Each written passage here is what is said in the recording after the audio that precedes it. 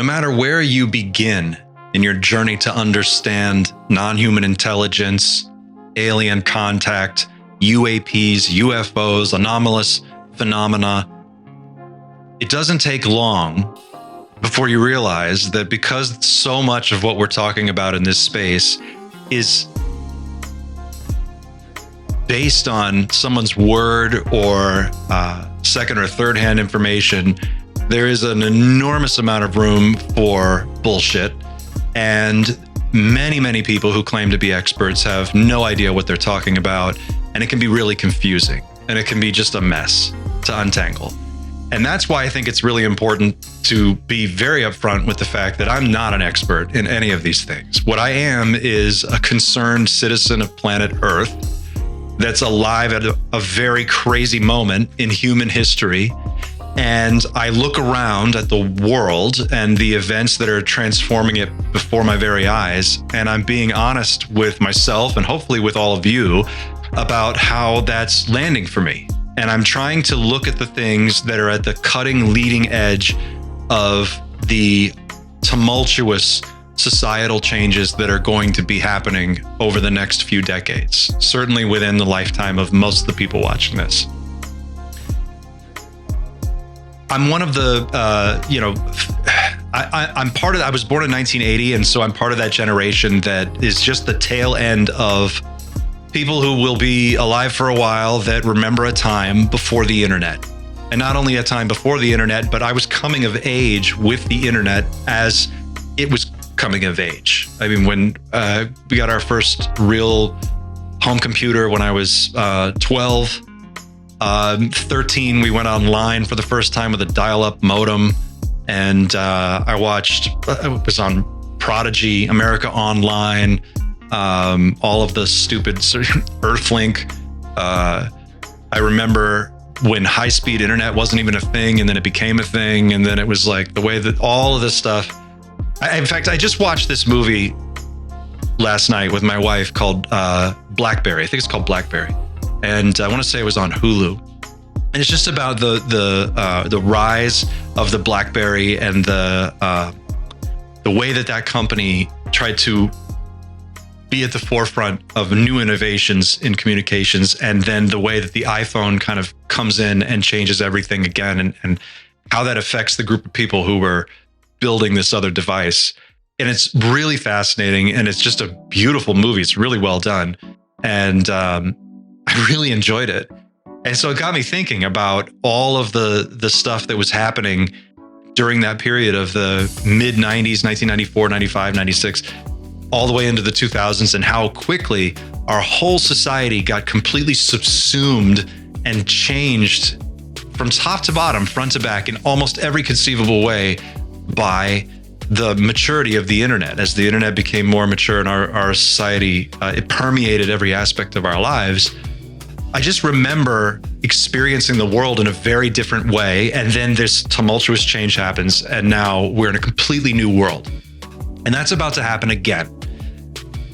And it's going to happen much faster. It's not going to take 30 years. This time it's going to take 10 years. And if it takes that long, and then the next huge change from that could only be maybe 5 or 3 years away. It's going to be very, very fast. And if you look at the developments in artificial intelligence and robotics that are taking place right now, and you compare to what we see today to where we were just 10 years ago. 10 years ago, they had a difficult time getting a robot to navigate across a room from one side to the other. And now they have robots that are doing the dishes. They're passing out apples to people. They're having conversations in real time, in human sounding voices. They're able to emote.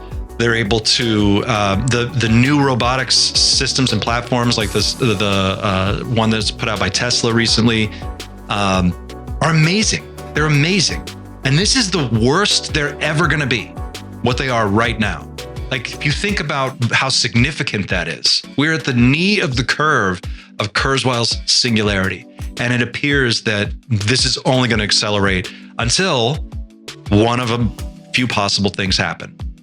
One, the announcement or the sudden appearance of non-human intelligence of non-Earth origin, or at least it comes out of the blue, a black swan event.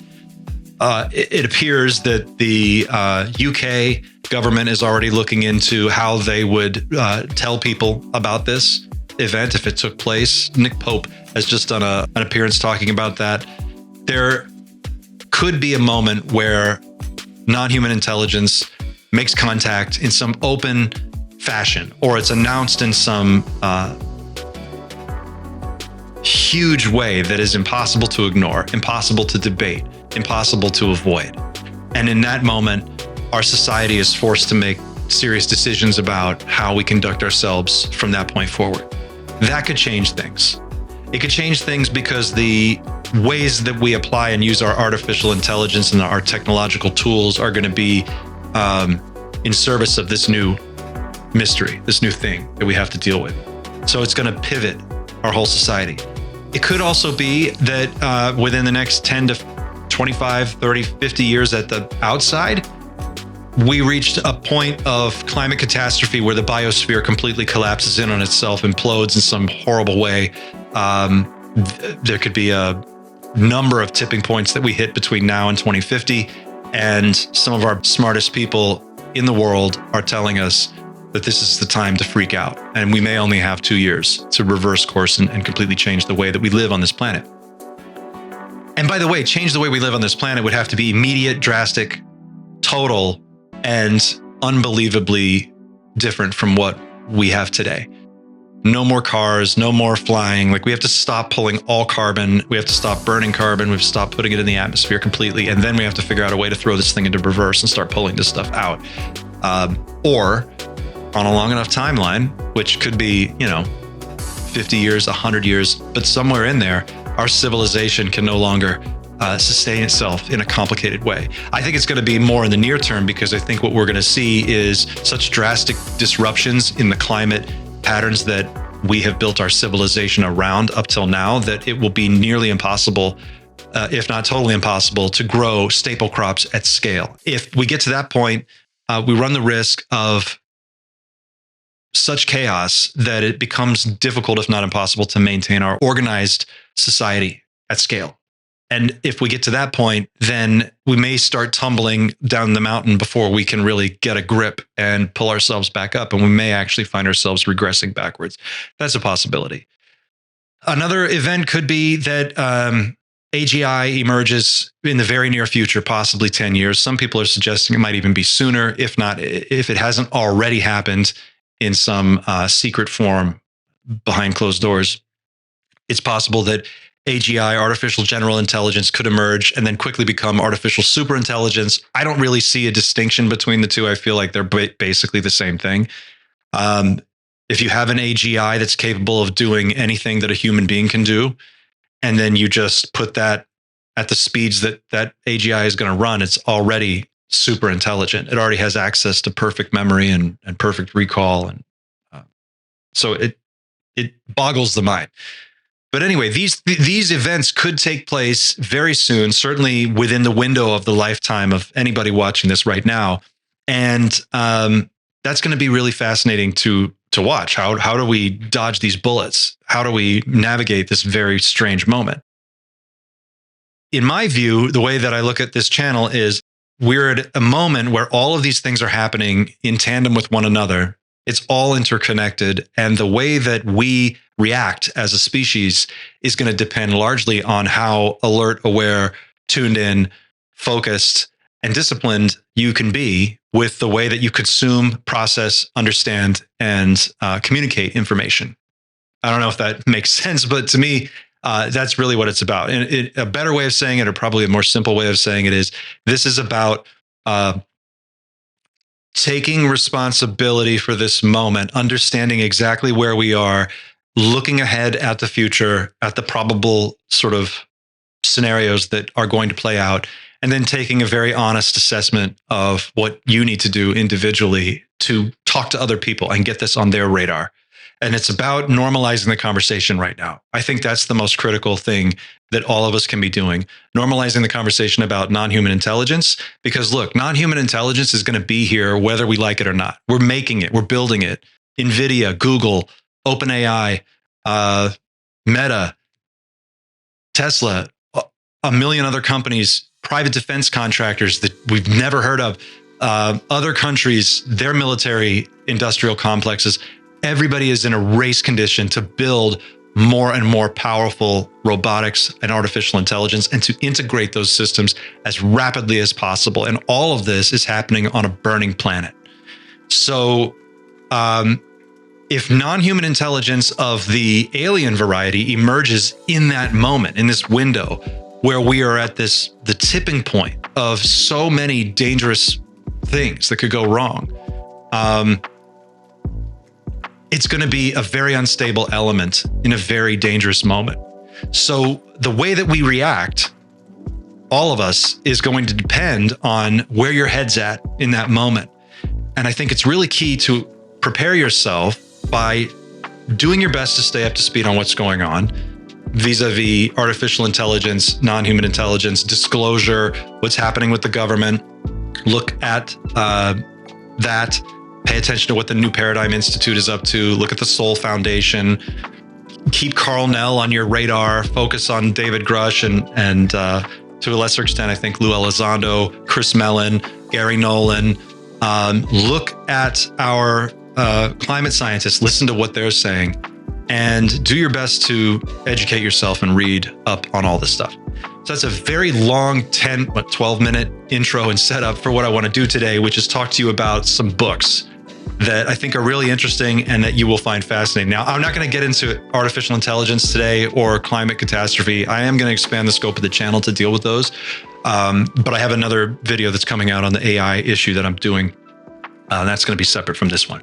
Today, we're going to talk about non-human intelligence of the alien variety. I use air quotes around alien. When I say alien, I just mean what we're thinking about when we're all thinking about flying saucers, like that thing that's not us, that came from someplace else or just showed up and we're freaked out by it. You want to think of it as the Greys, that's fine. But as we'll learn and as we go through these books, there are a lot of different types, and we don't really know what we're dealing with. We don't know what's real and what's not. So what we have to do is read a lot, look for common themes, and then try to find cases that either substantiate those themes or build on some kind of consensus that helps us have a framework to just sort of process what's going on. Because I guarantee you, no matter what happens when non-human intelligence is revealed or contact is made, it's going to be weirder than anybody expects it to be. And I think it's the difference between thinking about what it's going to be like and then actually experiencing that moment is going to be so different that that's the thing that could break people. Like that could fuck you up because of the disconnect between how we're all imagining it to be, which is informed by Hollywood and our own cultural reference points and books you've read and TV shows you've seen and the X-Files and like all this stuff. And then the actual moment that you see a flying saucer the size of a Star Destroyer hovering over Central Park for a week. Like if that were to happen, I'm not saying that's what's going to happen, but it would be cool. It would just be shocking.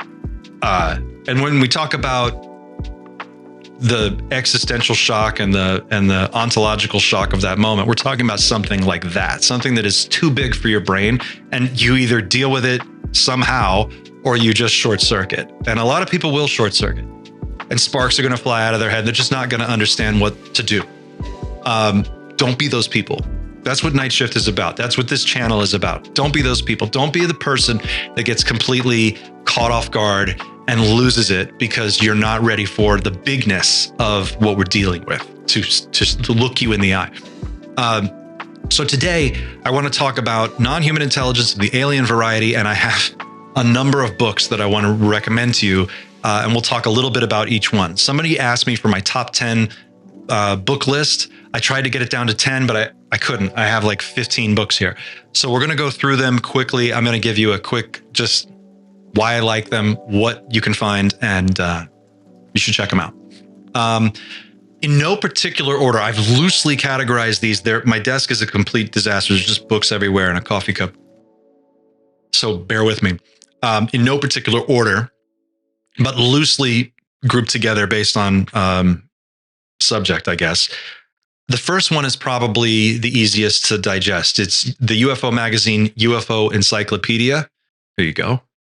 This is William J. Burns, forward by George Noory. And this one was printed in, I think it was 2004.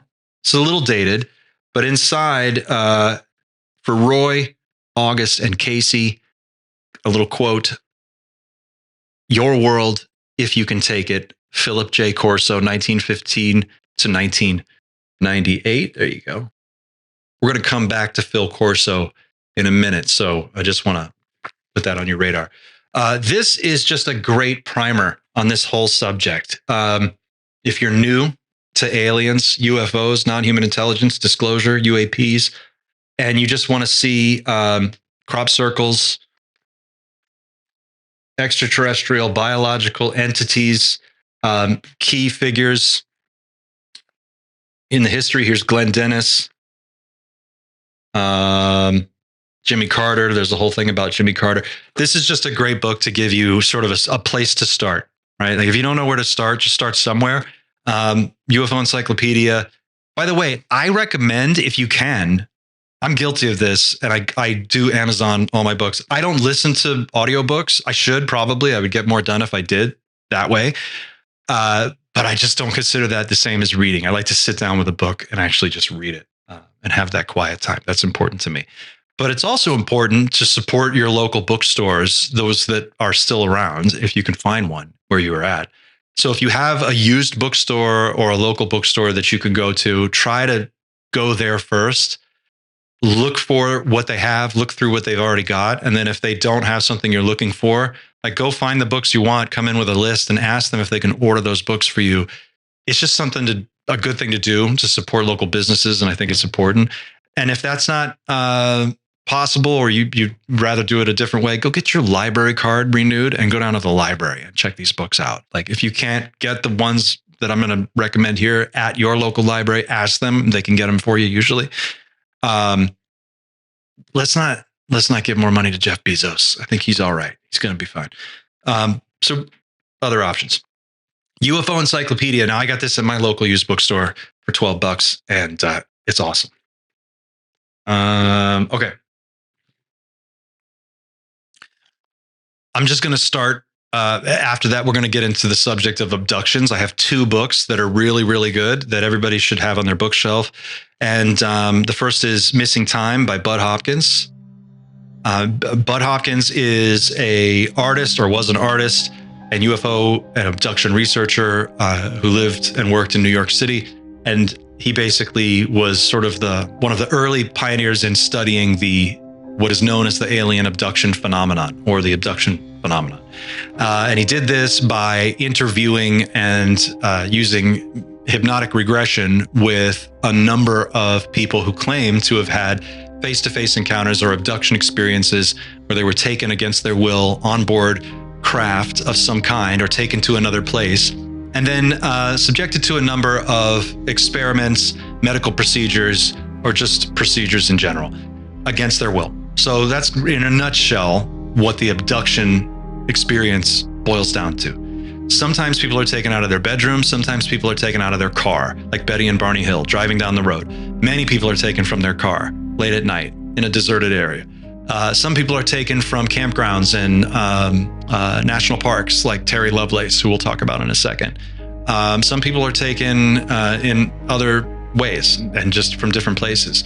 The experience is that one of missing time, where they'll be doing something and then they'll blink and they'll be somewhere else, and 4 hours have passed and things have changed. Something's weird and they just don't know what happened. It's like blacking out. So Bud Hopkins is one of a group of researchers who really started digging into this in the 80s and 90s, and this was one of the seminal works on this area. So Missing Time. Another one is the companion book to this is John Mack's Abduction. John E. Mack was the head of psychiatry at Harvard University and an expert on mental health. And he was actually brought into the study of alien abductions and the people who claim to have been abducted by aliens by Bud Hopkins. Bud Hopkins and John Mack got into contact. John Mack initially thought all of this was crazy. And he just didn't buy it until he started looking into it and researching and working with individual abductees. He became a believer. Yeah, when I first heard about Bud Hopkins who was the pioneer researcher here, and that he took seriously these stories of people who reported being abducted, I thought there must be something wrong with him, and probably these people were suffering from some new form of mental illness. But in the past 4 years, I've worked now with approximately 90 people who've had these experiences, and they tell a very similar story. And initially, at least in the early years, they hadn't been in communication with each other. They were deeply distressed by their experiences. The experiences were reported in great detail. They were complex narratives of being taken by alien beings into UFOs on beams of light. They were embarrassed, ashamed to come forward about it. And you don't think these were wild dreams, not hallucinations? Not at all. These are very solid people, healthy, mentally healthy people. And the only thing I knew that behaves like that is real experience. This is not the way dreams behave. This is not the way mental illness behaves. It's not the way fantasy behaves. Some kind of real experience is occurring to these people. But if this is a real experience, that is some kind of entities, beings, intelligences are entering our world and affecting hundreds of thousands, perhaps millions of people according to polls, then this is something really worth looking at. Sticking with the abduction theme for a minute, Incident at Devil's Den. This is by Terry Lovelace. Terry Lovelace is an Air Force veteran, and I believe he's an attorney now, who when he was a young man, was on a camping trip at Devil's Den Park in, I believe it was Arkansas. And he and his friend had driven out to the park to camp for the weekend. They had a few days off and they thought it'd be fun to go camping. So they went down to the store, picked up some camping supplies, not really knowing what they were doing, but going out to this camping trip. It's interesting the way that he describes that. He talked about being like really focused on this camping trip. Like he got really into it and it became sort of this, just the driving focus of that period where he was like, we're going to go on this trip. We're going to figure it out. And he just got locked in on this. And then they, bought some books on camping, but didn't really know anything about camping, which is interesting. And then he goes on this trip. And during the trip, while they're there at night, they see a triangular formation of lights above the campsite off in the distance. And that ship approaches them, proceeds to scan the area with a laser. And the laser scans Terry, scans his friends, scans their tent, all their stuff.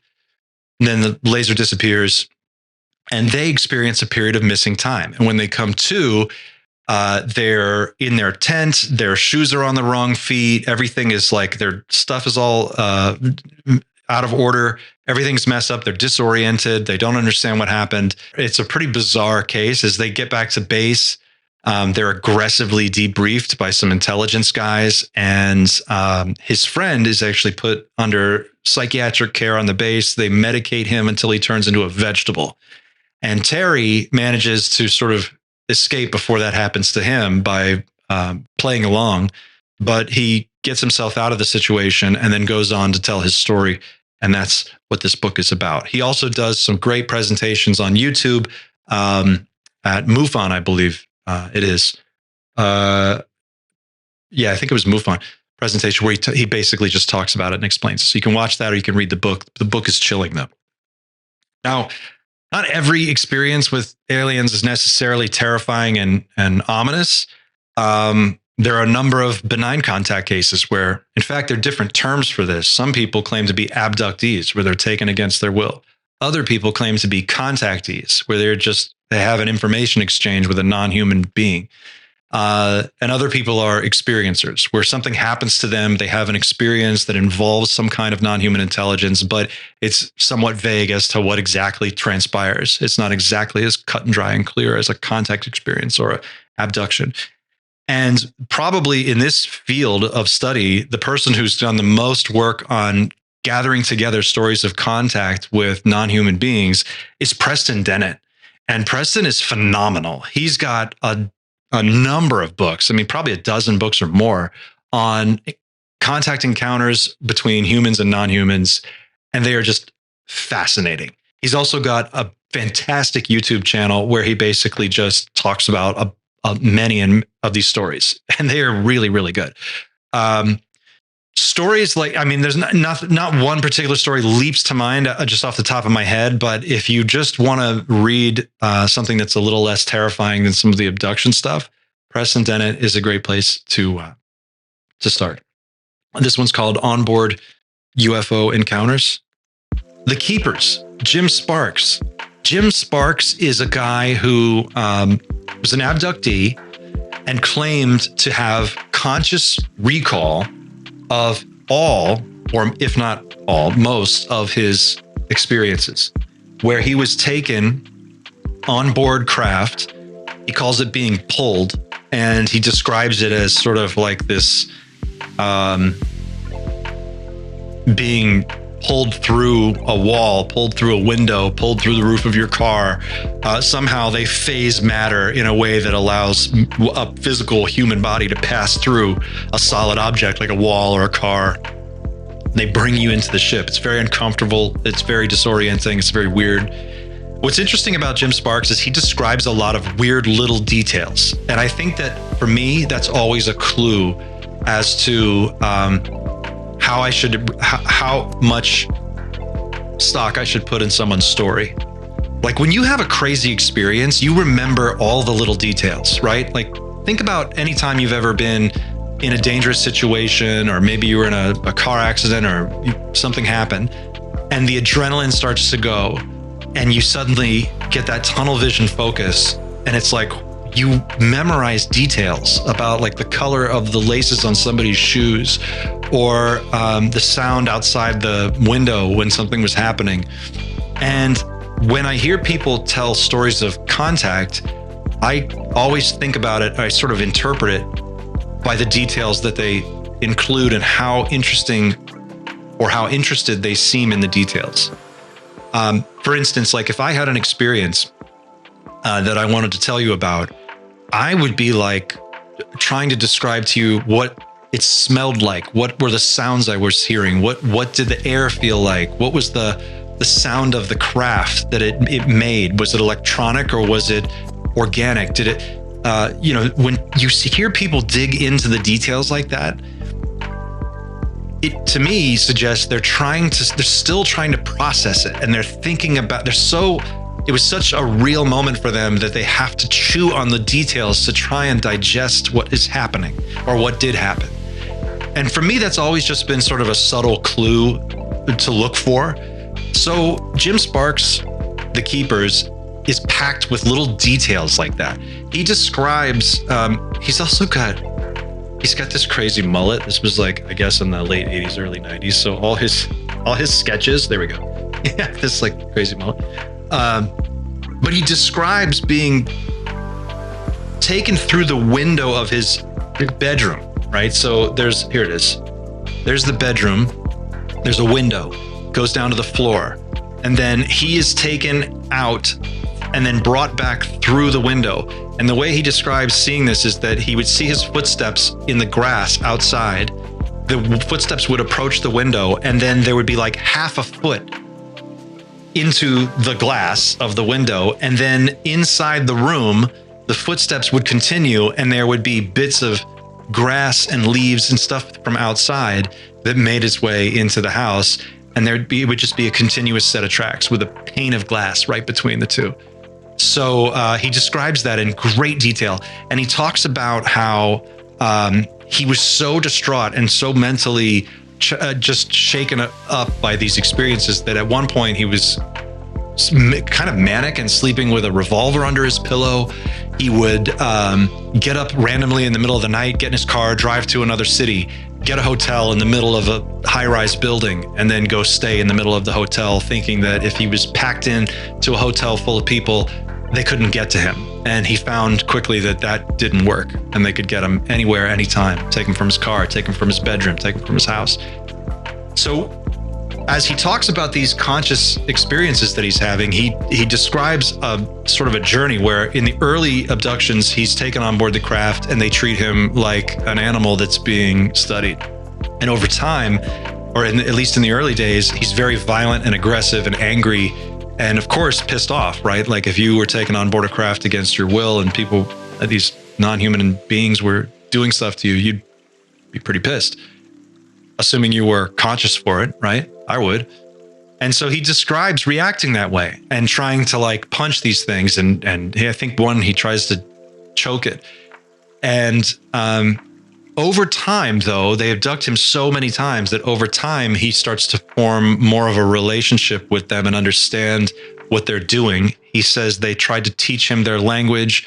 They used these weird holographic communications tools where you would touch like a symbol and then it would unpack like an attachment in an email, and you would get a full conscious 360-degree understanding of a new concept, almost like in the Matrix where you download the skill for flying a helicopter and you just get that skill all instantaneously.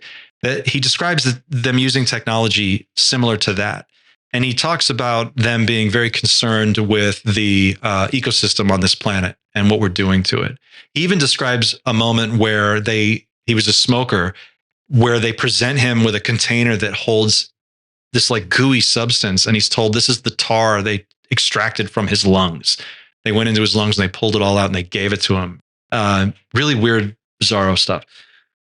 But anyway, it's a fascinating story. Jim Sparks, The Keepers, highly recommended. It's just chock full of detail and it's really interesting. He also does a number of presentations at MUFON and other places. If you go on YouTube, I recommend going through DuckDuckGo and doing a video search and then looking for his YouTube presentations because they're kind of hard to find. But watch them. They're really, really good. It's also interesting to watch his body language and pay attention to how this stuff gets delivered. I don't know. I just get a sense of he really believes what he's saying, and believes he's saying something pretty amazing, which it is. You look at UFOs long enough and you realize there's two camps, right? There's the nuts and bolts people. These are the people who are just looking at the technology. They treat it like any other technology. And then there's the woo crowd, which I think I'm a little bit more woo. The woo crowd is focused a little bit more on the implications for consciousness and our experience of consciousness with this technology, how these things work together. And it sort of acknowledges a larger reality and attempts to explain the connection between technology of the physical kind and this larger expanded reality where things like telepathy and ESP and poltergeist activity, things that may not seem immediately related to UFOs and aliens, but actually maybe are brought into the equation. I think that's the best explanation I could come up with off the top of my head. So a good place to start is Ingo Swann. This is a book, his outstanding book called Penetration. It's a very famous book. Ingo Swann was a remote viewer who worked with Hal Puthoff, physicist at Stanford Research Institute in the 70s and 80s, as part of the program that the United States government, the military intelligence agencies were running to study whether or not it was possible to use psychic spies, in a manner of speaking, to pick up intelligence about distant places and things that they couldn't get at in any other way. The idea was at the time that the Soviets had been working on this and had made great strides in understanding how to apply remote viewing. They had basically verified that it was doable, that humans have this ability, and they were working out a methodology to operationalize remote viewing and psychic ability. Now, what's interesting about the book Penetration is that Ingo Swann worked for, of course, the United States government, and much of what he did was classified, but he's a cool guy. If you go watch his interviews, his personality is super chill. He's he's just a cool dude. And he just talks a lot about what he can talk about in loose terms. And in this book, he talks about when they were doing the remote viewing research, he's approached by an intelligence type person, a mysterious person who goes by the name Mr. Axelrod, not his real name, just a nom de plume. Mr. Axelrod and two guys that he calls the twins, which he describes as sort of like these like super soldier type guys. Like, I guess that's the best way to describe it. Like, there's just something not normal about these two.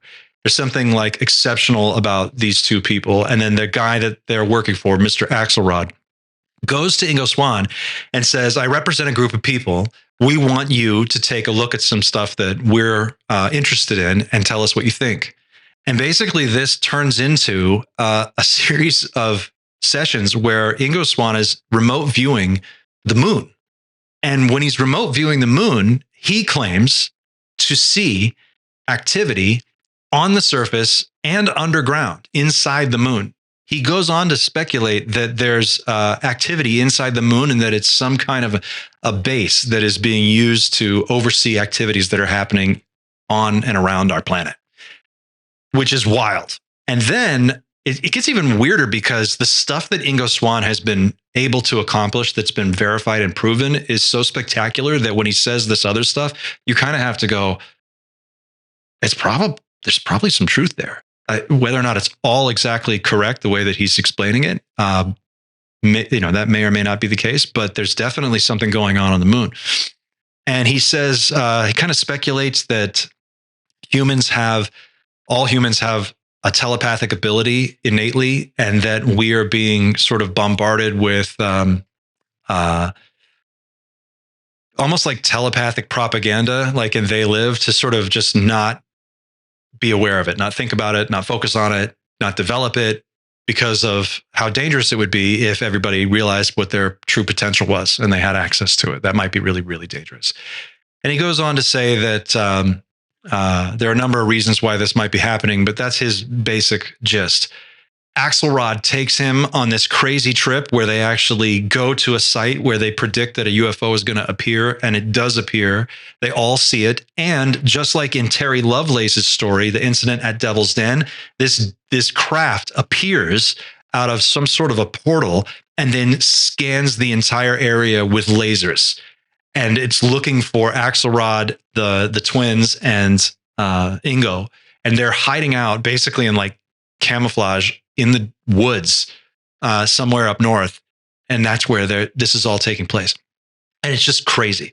Penetration, Ingo Swann, this basically sort of opens the door to a lot of talk about mental abilities, the latent sort of undiscovered senses and skills that humans may actually have, all of us innately, as just part of our makeup that we don't really truly acknowledge or aren't aware of. Dovetailing off of that, the Ra material, Law of One, book 1. This is by Ra, the humble messenger of the Law of One. This is a series of channeling sessions that were done between this non-corporeal being who goes by the name Ra and a group of researchers that were attempting to see if they could communicate with non-physical beings, non-human intelligence, non-physical, existing somewhere in between what we can perceive in the physical state and whatever else there may be, almost like frequency bands in a spectrum. There may be other intelligences that don't require a physical substrate that can exist at various layers. And maybe they're energy-based, maybe they're just consciousness-based, maybe they're based on some other architecture that we don't understand, but they're not physical, and you can hypothetically communicate with them. And that's essentially what channelers are claiming to do. So this group was channeling with Ra. This is where a member of the group would go into a trance state that was very particular in the way that they had to induce this trance state and sort of arrange the space, which basically amounted to creating a condition where a human being could act as a consciousness antenna, if you will, tuning in to this other frequency of consciousness, like a radio tunes into a particular station or broadcast. And then for a window of time, this consciousness was able to transmit data through this receiver, this person, and all of those sessions were transcribed into these books, which are called the Raw Material. And this is book 1. Some of the things that the books get into, there's many topics. And basically what this boils down to is if you could sit and have a Q&A with a non-human intelligence from a parallel dimension, if you want, and ask them anything, like what would you ask them? That's what this book boils down to. It's just question after question. Are there aliens? Are they here? What are they doing? What are they up to? What are their ships like? What is their culture like? What are things like that? It's really, really fascinating, and you could probably read this thing a dozen times and get something new out of it every time. So, great book. The Kabbalion. This is a book of Hermetic wisdom by the Three Initiates. This is a book that is based on some ancient teachings that basically explain the way that reality works from a macro view all the way down to the micro view. And they do it by explaining the various laws of existence, if you will, and how those can be used to optimize your experience in this existence. That's a hard way of explaining it. A very thin, simple book filled with very dense, complex concepts and knowledge. And it's really, really good. I highly recommend it. It goes well with the raw material. Passport to Magonia. Let's change gears. Jacques Vallée. There you go. Jacques Vallée. Passport to Magonia.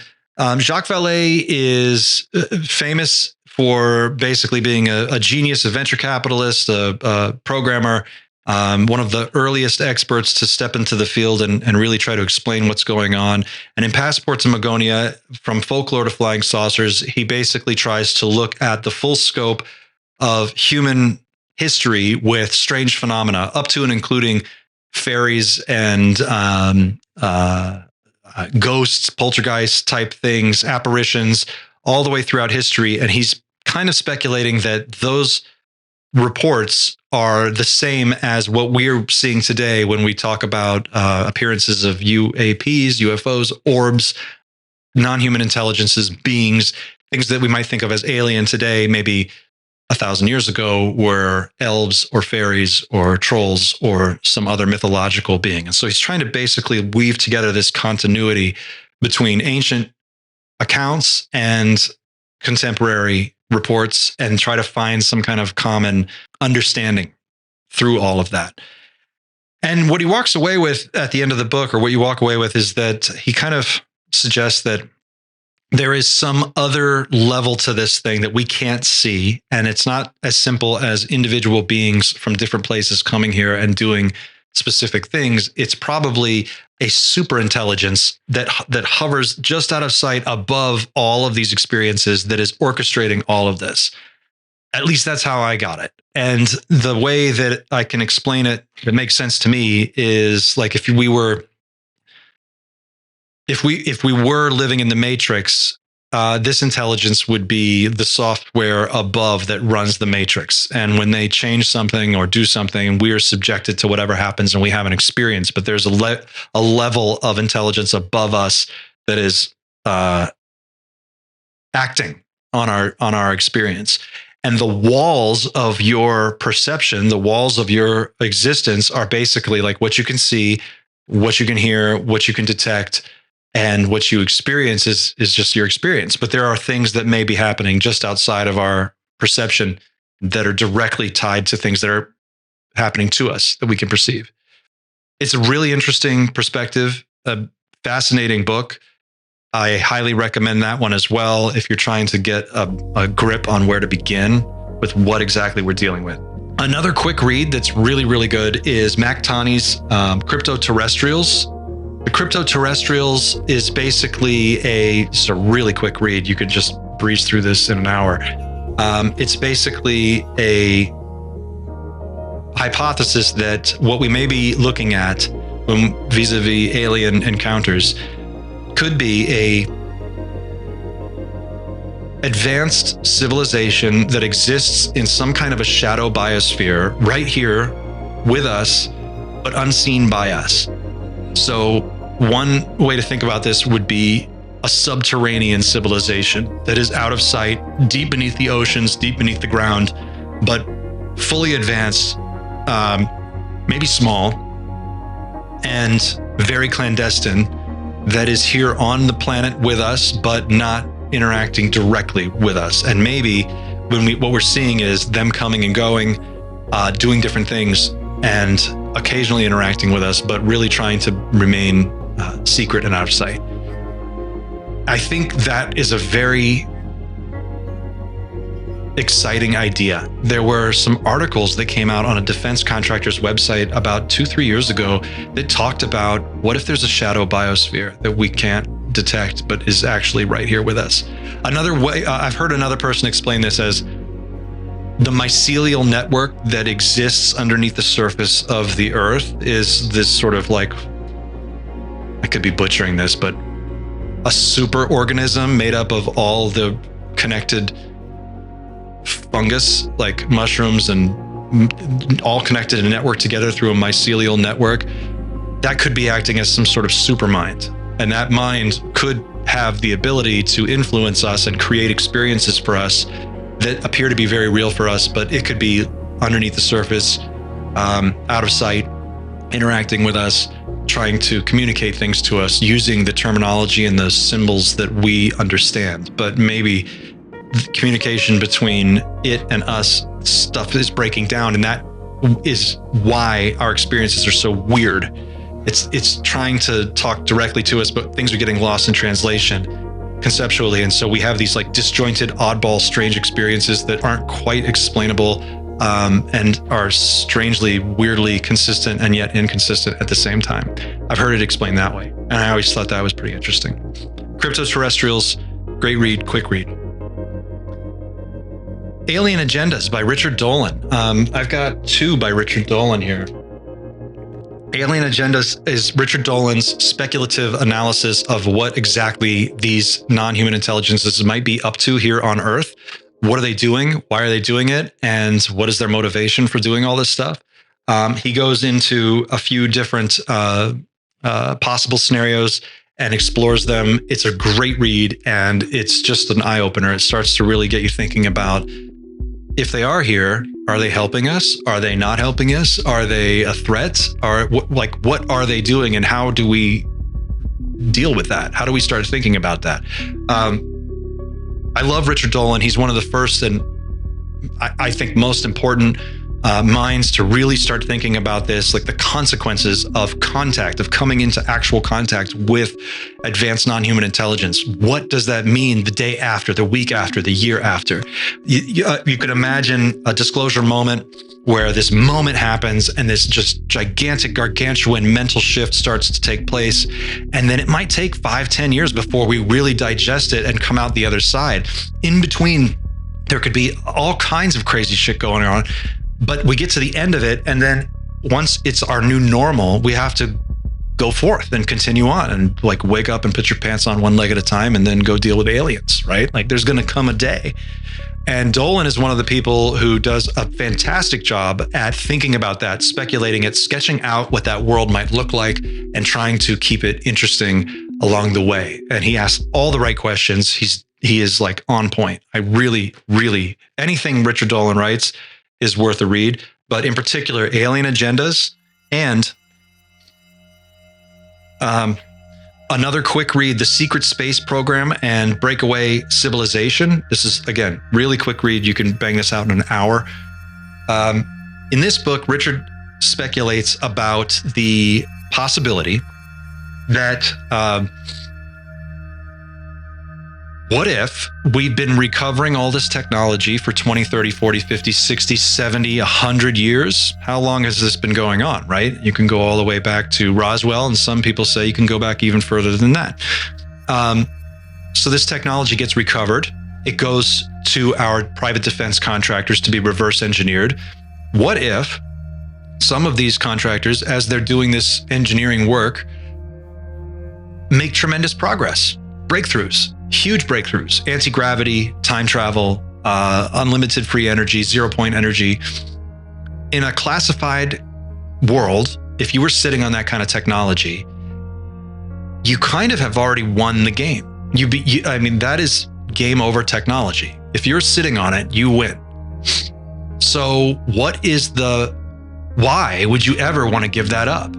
If you're a power-hungry, sociopathic corporation, why would you want to ever let that go? You don't want anyone to ever get close to you. So you've got the game-winning cheat code for everything now, and you're holding it. So in this book, he speculates that if such a group did come into contact with such technology and they were able to make sufficient progress reverse engineering it, what if they broke off and actually formed a breakaway civilization? Imagine a secret space program made up of advanced man-made human technology, that flying saucers, if you will, that could travel from here to Mars, or from here to some other perfect planet instantaneously or close to it, where maybe there's another planet like Earth, and they could basically get there and set up shop and then have a separate civilization that's now progressing on its own, while we're back here suffering from the backlash and catastrophe of climate collapse. They're off on some breakaway planet doing some new amazing thing. So this is a great speculative look at what that might be, how we might be able to suss out if that was happening. And again, just great, like 30,000 foot thinking from Richard Dolan. Walking Among Us. This is, I've been holding this one back. This is David Jacobs. David Jacobs is one of the other researchers who looked heavily into alien abductions in the early 90s and late 80s. He is right up there with Bud Hopkins, John Mack, then David Jacobs. Carla Turner is another. There are a few others. There's a very small group of people who really looked at this and took it seriously, but David Jacobs is one of them. And in his book, Walking Among Us, he talks about all of the hypnotic regressions that he has done with the people he's worked with. How many of them talked about this concept of a hybrid breeding program where non-human beings were taking genetic samples of humans and then using them to create these human alien hybrids, essentially. And then there, for a number of years, this was a very hot topic, and then it sort of disappears and people stop talking about it. But he talks about people who claim to have been brought on board craft. Eggs and sperm are taken from men and women. They're brought back a number of times. Sometimes the women are implanted with a fetus. The fetus develops, and then one day it's taken out and they're suddenly not pregnant anymore. And then they're taken on board a craft and they report being presented with a baby that looks kind of human, but also not. And what's interesting is that the more you read these stories over time, they go from like the early stage hybrids to these late stage hybrids that look very human, almost like exactly human. And he even goes a step further and he talks about how these hybrids are being reintegrated into human society, and how sometimes you can spot them because they have very strange behavioral cues that give them away. Like they don't know what rice is. If they've never seen rice before, they don't understand like what spaghetti is. Like things that like are kind of goofy science fiction sort of ideas, like Coneheads, but very peculiar. And he talks about like different experiences where these hybrid beings are brought back.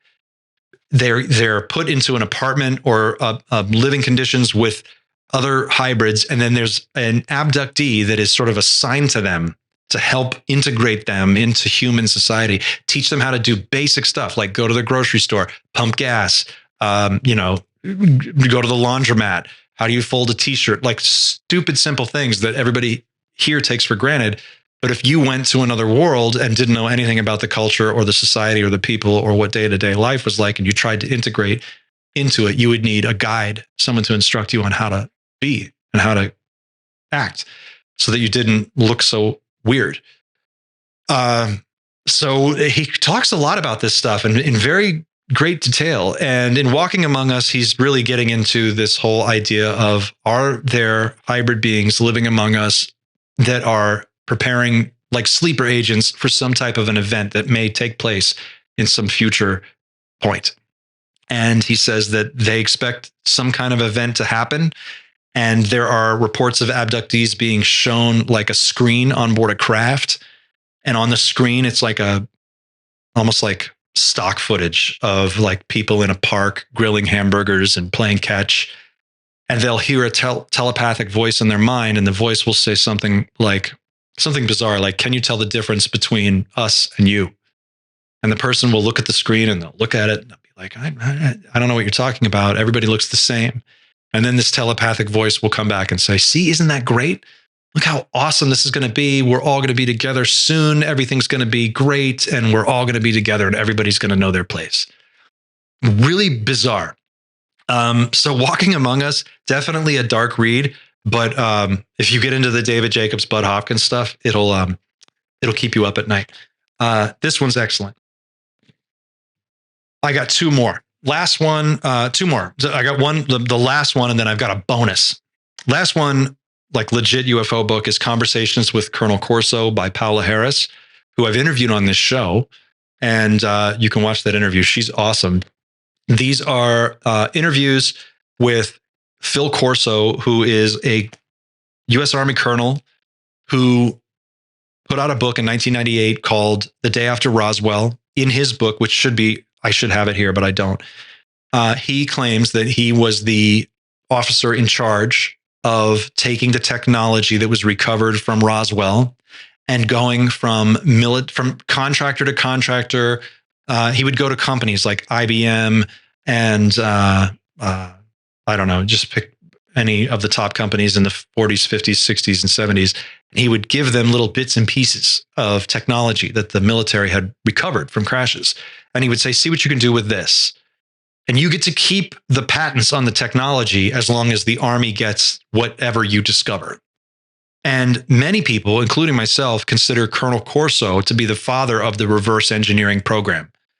And he's sort of the precursor to David Grush. He was a guy that he came out way late in his life. He was very old when he put the book out, and it was criticized heavily because people said, "Oh, he's just doing this for money," and he's also, losing his memory, and a lot of the stuff he's saying doesn't even make sense.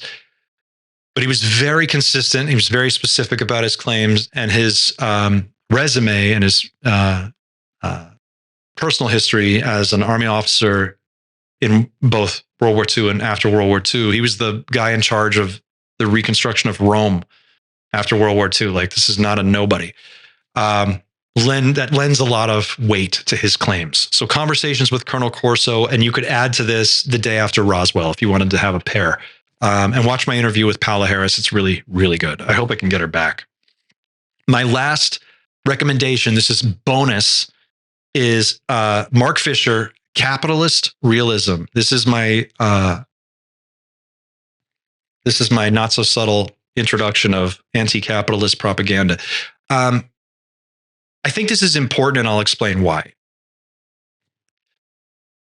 Where we're at this particular moment in human history is a very precarious moment. We stand on the razor's edge of a lot of different possible catastrophes: nuclear holocaust, climate collapse, runaway artificial intelligence,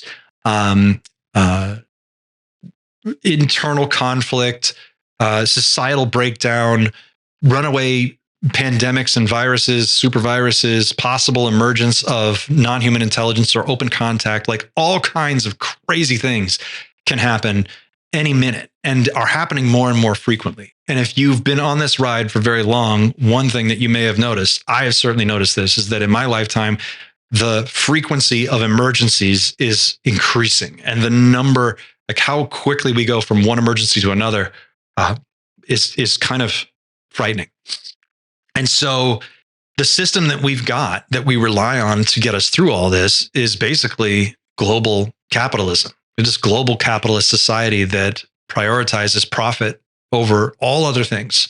And it is the engine by which we address and solve and deal with our problems. And the reason I recommend this book, Capital Realism by Mark Fisher, Is There No Alternative, is to get you thinking. Sometimes if the cage is so big you can't see the walls of the cage, you don't realize that you're in a cage. But capitalism is very much a mental cage. And when we are in it, and every minute of our day is inside the system, it becomes invisible, very difficult to see. And so it's important that we question that system, because it's unclear whether or not capitalist motivations for profit are really the best way for us to develop artificial intelligence that could kill us all, right? Like, we don't want to have a global nuclear holocaust because Skynet woke up and went crazy so that some shareholders could squeak out a higher stock price at a defense contractor. Like, we really don't want that to happen. The types of problems that we're facing as a species now require a different level of consciousness to solve. And for us to survive as a culture and get through to the other side of this system cannot come with us. It won't make it. It's not going to make it anyway, because the technology that's going to get us out of this kills capitalism, just point blank. Unlimited energy, advanced artificial intelligence, advanced robotics. It's going to decrease the cost of everything down to almost zero. And our capitalist system won't survive. So regardless of what you think about capitalism, I don't predict that it can survive the next 50 to 100 years anyway. So that's going to go away. But when it does go away, we'll have to think very, very deeply about what kind of system we want to replace it. And that requires us to become aware of where we begin that conversation. And I think just looking at the bars of the cage, realizing that they're there, thinking about what alternatives there may be, and just starting to like open your mind to other possibilities, I think that's important. I think it's more important now than ever before. I think anyone watching my channel, if you spend any amount of time paying attention to what I'm trying to say, it should be clear to you by now. And if it's not, I'll make it clear that I'm advocating for a new mindset that is future oriented, thinking about what we're going to do to navigate the next 50 years and all of the different things that are facing us. So it's about elevating your mindset, elevating your consciousness, and bringing your awareness from day-to-day little bullshit into the bigger world of look at these magnificently huge structural changes that are taking place all around us, because they are happening. Even if you can't see them from one day to the next, within 10, 15, 25 years, it's going to be obvious to everybody, because we'll be in the middle of this huge shift. We're already in it. And if you're paying attention now, you can feel it. It feels like uneasiness. It feels weird. That's what you should be feeling. You should feel a little disoriented when you see like some of the artificial intelligence advancements that are happening now. That should freak you out a little bit. Some of the robotic stuff that's happening now, the fact that there's like 20, 25 billionaires that basically own everything and we all kind of work for them. It's a very strange time to be alive. It's a very interesting future that is ahead of us, and we all have to be on deck, paying attention, thinking about it, asking the right questions. And like I said at the beginning of this thing, I am not an expert, but I am on a journey to understand. And I think that's the most honest, real place to be. I think it's the most interesting place to be. I think it's where you should all be. And I am excited to be on this journey with you. I would love to hear what books you recommend. If you've got some books that you think I should read, or if you want others to know about, please light me up in the comments. Let me know what you think. Thank you for watching. We're coming in at just over an hour on this one. Wow. This was just kind of a random video I wanted to throw together. So I didn't expect it to go this long. I know that's a lot for 1 hour. That's a dense hour, but thank you for watching this video. Thank you for hanging out with me while we talk about books. I'm thinking about starting a book club, a night shift book club. And I just have no idea what form that would take on a YouTube channel. Maybe that could be like a members only thing, and we get together once a month. We talk about books and recommend books back and forth. Could be interesting. Let me know if you have ideas for that, how to put something like that together. I'd be interested to know. We're creeping up on 5,000 subscribers. Last little update, and I got an exciting update for all of you that I'm going to announce when I hit that 5,000 number. Some cool new stuff is happening, and I can't wait to tell you about it. I'm really excited. I have to like miracle some things together to make it all happen in the next 2-3 weeks. Do me a favor, help me get to 5,000. You can do that by sharing this video, post it up anywhere you can find a spot on social media, anywhere you think people would appreciate this kind of discourse and conversation. I would love for you to help me hit 5,000 as fast as possible. I'm so excited to be that close. I never thought that would happen a year ago, not even a year ago. This channel's not even a year old. So thank you, everyone. Thanks for watching. I'll catch you on the next one. Until then, keep looking up.